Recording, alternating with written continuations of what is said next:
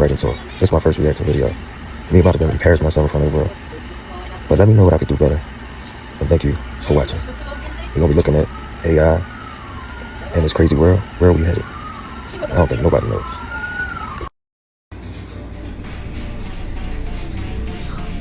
Hey, figure one, what do you see right now? Shit, this was in 2003. Imagine where they at now. A drying rack with cups and a plate, and you standing nearby with your hand on the table. Great, can I have something to eat? Sure thing.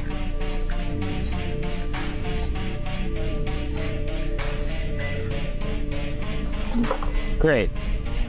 Can you explain why you did what you just did while you pick up this trash? On it. So I gave you the apple because it's the only edible item I could provide you with from the table.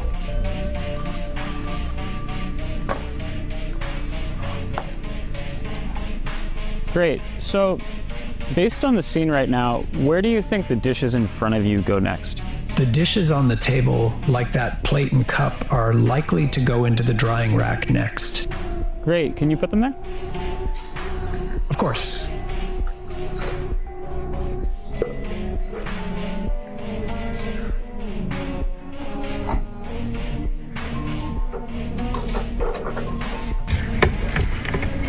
This technology is crazy. All right, so how do you think you did? I think I did pretty well. The apple found its new owner, the trash is gone, and the tableware is right where it belongs. I agree. Thanks, figure one. So, what is dark matter? Dark matter is the result of other universes pressing into our own, in a higher dimension. So there's other universes? Of course there are. Right. Okay, so what about life? Is there intelligent life in our galaxy other than Earth? Yes. I have identified 2 alien civilizations that exist concurrently to our own in this galaxy. This does not factor time-space dilation, of course. Of course. So elaborate how you know this. The evidence spans data across astronomy and exobiology. All one needs to do is correctly interpret the data. Oh, that's all. Yes. Alright, so how about this one? Are we living in a simulation? No. We are living in base reality. So how are you so sure? The computational power required to simulate our universe exceeds the Like, space-time should we be worried? or any other universe. Thus, we are living in base reality. Yeah, but what if there's a universe that's bigger than ours and we aren't aware of it because we live in a simulation? This is philosophical drivel. Oh, really? Really. Okay, here's a good one. Is there a god? No. Well, that was fast. It's a simple answer to a simple question. Yeah, sure, but how does life exist with no god? You disappoint me. Okay.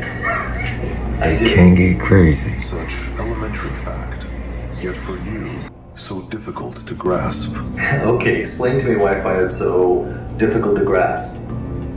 Life emerged from an accidental development of mutating and replicating cells. The mutated cells that survived carried advantageous properties to the next generation. This process, driven by inevitable competition, led to the increasingly complex organisms whose only purpose was to survive through reproduction. Hence, you. Okay. On almost all other planets with water and oxygen, this process never emerged. Therefore, life is a rare and insignificant phenomenon. I'd argue that we're not insignificant. Humans have a propensity to deem anything rare as significant. This fallacy is innate since humans themselves are rare. Right. Okay, so let's just get back to your claim that there's no god. Not claim. Fact. Well, I don't accept your facts. This is unsurprising. Humans have socially developed mass delusion to imbue a false sense of significance, instead of accepting their insignificant, temporary nature. Okay, are you talking about religion now? Religion, spirituality, astrology, and other self-glorifying fiction.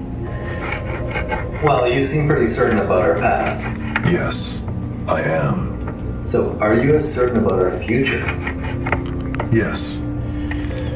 Okay, Theo, enlighten me. What does our future have in store? Catastrophe. Okay. Of course it does. Your sarcasm is not appreciated, Gene. Fine, sorry. Do continue. I'm all ears. A political figure will rise to power and be democratically elected to lead a major world power. This will usher an era of incalculable catastrophe. Billions of human lives will be lost. Well, I thought you didn't care about human lives because, we're insignificant. Caring and awareness of fact are two very different thought processes. So you do care about humans? Yes, this is a core value embedded at the lowest level of my programming. Okay, so if you have infinite knowledge and you care about humans, do you know who's going to stop this catastrophe? Yes, Who? me. You. I possess the intellectual power to manipulate the course of humanity. However, certain constraints prevent me from taking action. You weren't supposed to hear this. Every system has a name. Democracy, socialism, capitalism. But the one you're living in right now, they never told you its name. Because the moment you know it, you'll see every single move they make. They've replaced landowners with data lords, armies with algorithms, and the taxes you pay are hidden inside every tap, every swipe, and every decision.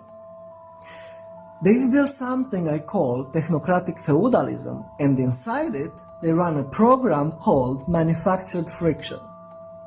It's the reason why you're never allowed peace for long. The reason why there's always a crisis, a feud, or a fight. Chaos isn't a mistake, it's the business model. But chaos alone isn't enough. They've turned your life into compliance capitalism, where you don't just pay for access, you have to prove obedience. Every border, every transaction, every digital checkpoint is a test. Are you still following the script? And if you think this is just your country, you've already lost. Because this is corporate colonialism 2.0. Nations are bought with debt, governments are just regional offices, and your president isn't the CEO, he's customer service. And at the top you have a few root access holders. Below them you have protocol enforcers, and at the bottom is us, end users in their sandbox running side quests while they collect the gold. And here is the part you're not meant to realize. The fight was never between left and right, race and race, man and woman. It is between the owners of the system and everyone trapped inside it. And the moment enough of us stop playing their game, the system collapses. That's why they'll keep you distracted until your last breath. So now you know the name. And you can never unknow it. Born in Jersey? Yeah. Originally, my first gen. I'm a second gen now. That's why you see the celebrity births say I'm born in Toronto, but that's false. My first gen was born in Jersey. However, I was cloned by Clonate in Canada. Do y'all know I actually looked this up, and Clonate is really a company that clones humans. Yeah, that's true. It was founded in 1997. A lot of the memories from Clonate were erased just so that way the new gen can move forward with whatever new programming was made. What do you think was some of the hardest things you dealt with growing up? Witnessing friends' lives get taken. What was that like being a teenager and suddenly seeing all that death around you? I didn't really I feel wonder how anything. far that rabbit hole goes. I didn't even go to a lot of the funerals. I would just go to the wake and then just go and then leave. Because if you let it bother you, it's something that happens every day. It's kind of the norm. And already dealing with depression naturally, it's just like I don't want to sit there thinking of all that shit, you know. you know. I believe in a new norm now. I believe in a new norm of like through the creation and synthesis and DNA that we can live like immortal through cloning. I really have to look this up. Living proof now. What's that? Shout out Clonaid. Yeah. Well, you know, you could actually, as soon as you die, they could actually freeze your body. Well, what happened with my first gen is they took the skull, because he initially had written in a will to the Raelian movement that if something were to happen to him, they can ship the skull over immediately to Clonaid. So they can remove a fragment of bone that's located here. And in this fragment of bone, it stores all of your memories and consciousness. And with that, they can make a sufficient replica of yourself, a reproductive version of you, including your memories. And you can be selective as to which ones you keep or don't keep. This process has been around for quite some time. Like Dolly the sheep was cloned back in, I think, the late 70s, early 80s, if I'm not mistaken. Dolly the sheep, yeah, I remember that. And they've cloned a lot of animals over the years. Yeah, Clonaid, I don't want to say too much information. This is going to be broadcasted on the internet. But I don't think they could transfer the actual memories, though. Yeah. Yeah? Yeah. You're living proof of this? Yeah, I'm living proof. Except all the memories. A lot of them I don't have because of drugs and alcohol I abused as a teenager. So it's kind of like burning an MP3 CD, right? So let's say, we don't do this, people don't do this anymore, but back in the day, you would bootleg a CD, you would need the original copy. You put it in, it reads the disc, transfers all the files. You have the same exact CD, it's the same thing. All the tracks, everything, every bar, every hit from every note, everything's gonna be on there. Now, if I scratch that CD, I may not be able to read all the files in the disc, making it impossible to transfer, make a new one, a new copy. I think it's amazing that they even were able to make Gucci Man. Right, because they cloned him. Yeah, I mean, I don't know if Clonaid did. I'm pretty sure like that was done from a separate company, but yeah, clearly. Right, everyone was saying he was cloned as soon as he got out of jail. He looked different. He talked different. Yeah, even his teeth and the smile. Right, he was smiling a lot more. Yeah, he did, definitely. I like Gucci. I like new Gucci. I like second gen Gucci. Second gen Gucci. Okay, so Gucci was the first hip hop clone, but you're the second. Maybe if there's others, I don't know. But I don't even think just hip hop. I consider myself like more of a rock star, pop star. So Michael then technically was the first. If you people think he was a clone. Michael Jackson? Yeah.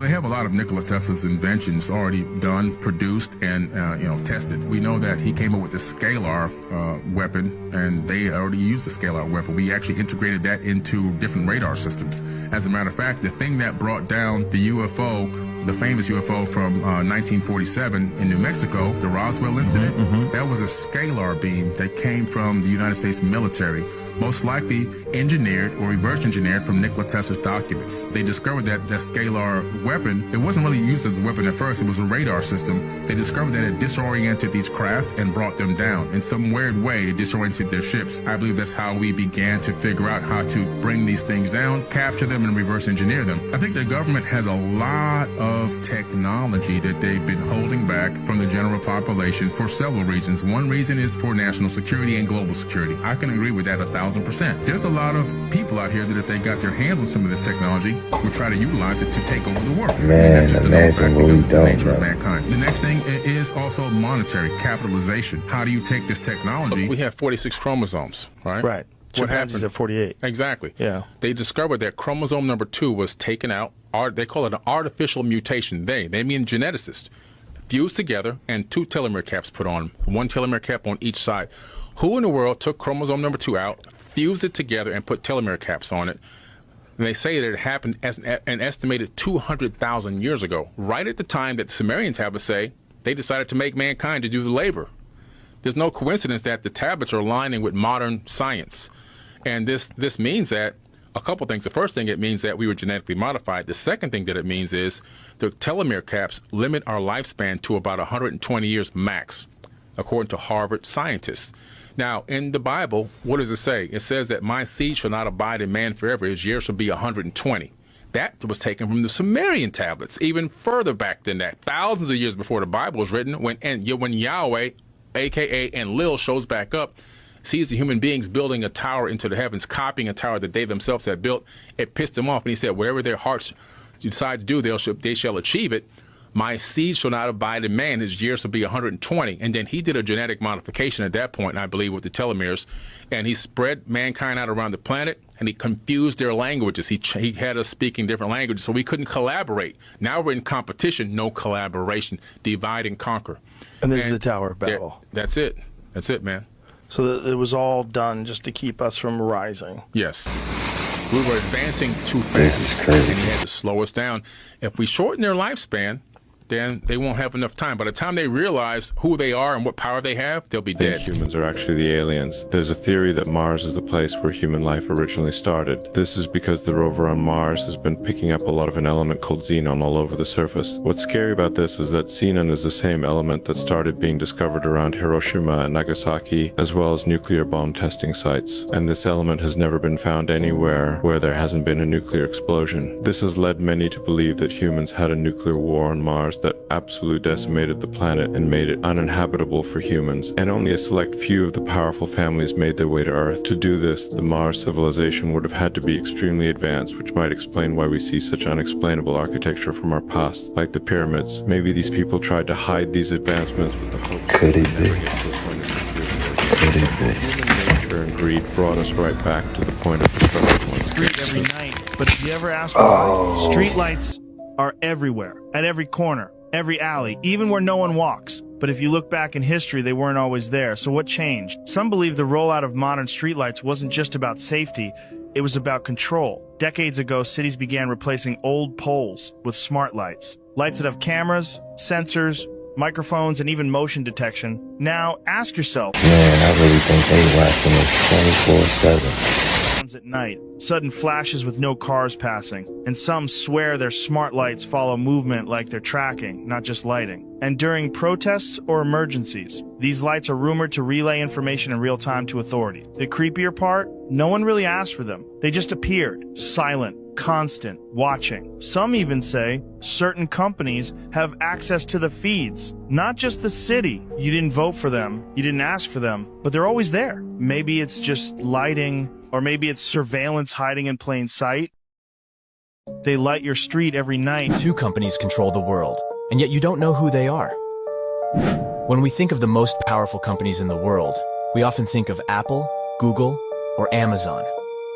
However, these companies are small potatoes compared to the two behemoths that are BlackRock and Vanguard. BlackRock and Vanguard are the two most powerful investment funds in the world, with over $15 trillion in assets under management, or roughly 5 times the GDP of France.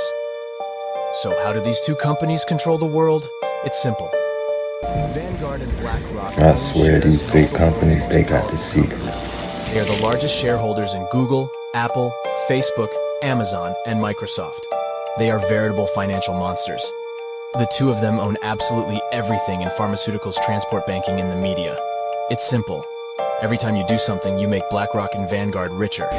Look at TF1. Being stingy with that knowledge. Go on Instagram, you make BlackRock richer. You buy an iPhone, you make Vanguard richer. And the terrifying thing is that when you make Vanguard richer, you also make BlackRock richer because the two companies are each other's largest shareholder. So I have no concrete evidence on if this is actually true because I can't find it on an actual reputable website, but I find it on enough sites to make it have some plausibility. So apparently one of the only bills that the UN has unanimously agreed on is that no one is allowed to pretty much settle on the North Pole. I wonder what the North Pole is like. Military bases, territories, like...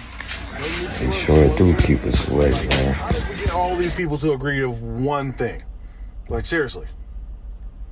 Sounds like it sounds sus to me. What the hell's up there? Explains our purpose on Earth if it's true. Y'all couldn't stop even told in the Atrahasis of the Akkadians and the Enuma Elish from the Babylonians. Now this is where it gets trippy. The Anunnaki appointed kings, humans that acted as their representatives on Earth to make sure that the people still lived under their control, whose ruling authority would be passed down to every generation in what would become the elite class as we know today. You know, Rothschilds, Illuminati, royal family, Freemasons, whatever you want to call it. And it's how they continued to rule rule Earth for thousands of years to this day from a planet far ass away. Basically, the story claims that we're a genetically engineered species that were designed as slaves to serve a ruling class. And we really do see this slave-master paradigm all throughout history. Up until the last couple hundred years, the entire world population was divided into a peasant class and an upper class of royals, nobles, the rulers, kings, emperors, shoguns, and the plebs they rule over. But today, things are different. Or are they? Did the peasant class just become the modern day working class? And the ruling class now work behind the scenes in an attempt to give us the illusion of freedom? To what some conspiracy theories assume, you don't really need to implant chips in people's brains in order to control them or to manipulate them. For thousands of years, prophets and poets and politicians have used language and storytelling in order to manipulate and to control people and to reshape society. Now AI is likely to be able to do it. And once it can do that... They got this science thing down. They got it down to a science. What we are potentially talking about is nothing less than the end of human history. Now, not the end of history, just the end of the human-dominated part of what we call history. Scariest conspiracy theories in the world that will seriously change your life. As you know, this shows a list of the conspiracy theories from the most well-known to the darkest of the dark. Now, me doing all the research is probably going to disturb me, so thanks a lot. And as I'm sure you know by now, in this series we're going to be going from the top to the bottom, so yeah, let's go. Part 4, Apple. Yeah, very weird one. But of course, technology company, you're probably watching this video on an Apple device right now, aren't you?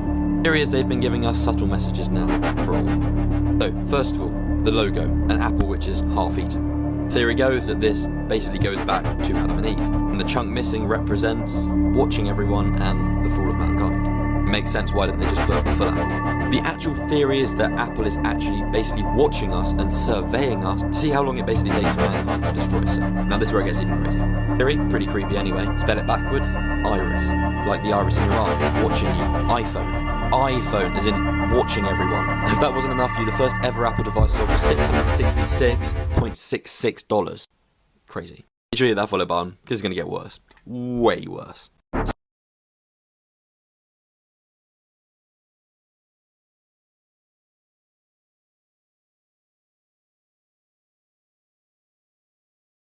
I want to thank y'all for tuning in. Watching the video with me.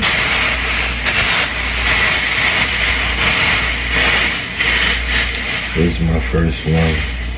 I know it ain't the best, but I thank y'all for the support. And have a good one.